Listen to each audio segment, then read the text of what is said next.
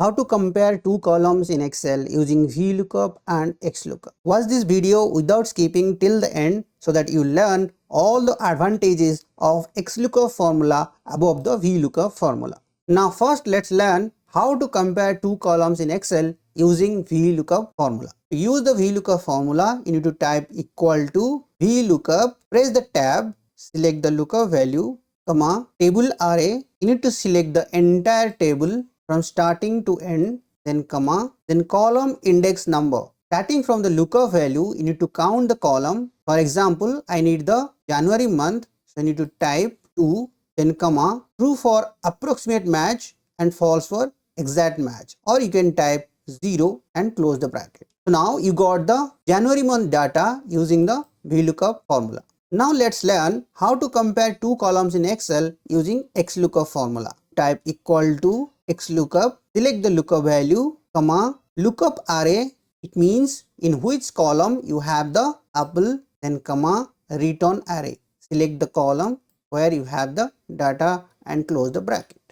Now let's learn the tips and tricks which is most important for advanced users. In the VLOOKUP, instead of counting the column number, you can type column and select the column, close the bracket and freeze it by pressing F4. Now it will get the December month data.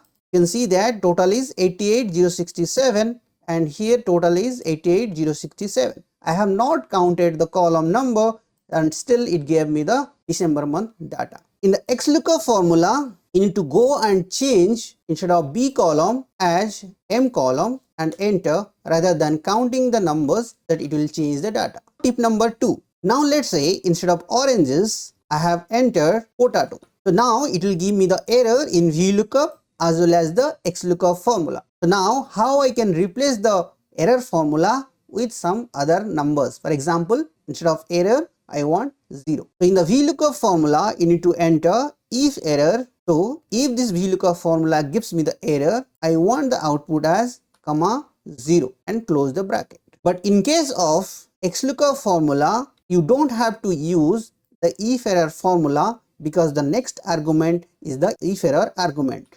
So in this case, if not found, it will be 0. So it is so easy in the XLOOKUP formula. Now let's copy this formula on the top so that every formula will have unique. Now the tip number 3. This is a special tip and everyone should know about it. For example, instead of apple, one of your E is missing. So in that case, since you have added the if error formula, instead of any error, you will getting the 0 number. So how to get the data even if partial data is matching? So in that case, you need to use the wildcard feature. So in the VLOOKUP, instead of A2, you need to type and double quote start, star and double quote because E is missing after the text enter. So now you get the data. Instead of that, you can use star here as well.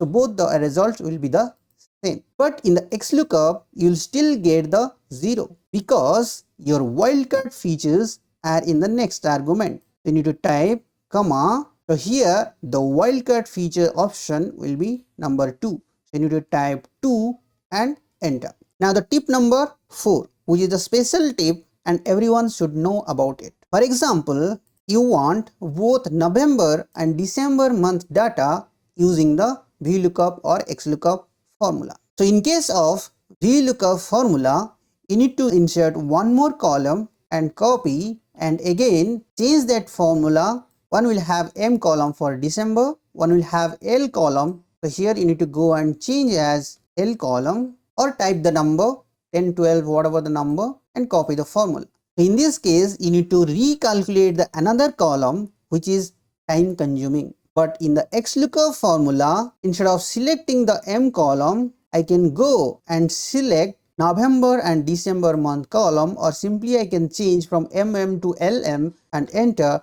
so that I get both the columns data in a single formula. If I copy the formula down, I get both the columns. You can see here, this formula is hidden. It is coming from here.